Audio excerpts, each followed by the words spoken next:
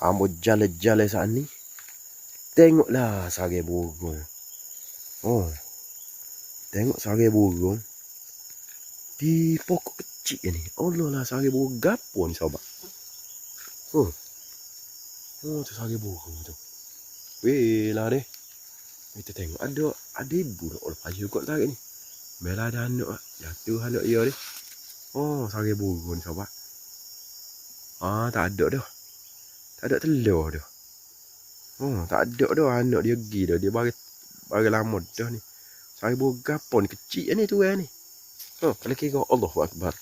Jatuh pergi dah lah. Oh, nanti ambil mula. Oh, kecil je sarang. Sebesar 3 jari, 2 jari je. Burung gapo ni kecil molek ni. Oh, comel ni burung ni kalau vera ni. Oh. Kat maham pun ni. Oh, pucuk negeri. Allah dah lewat ni saya berjumpa ni. Boleh ambil ni.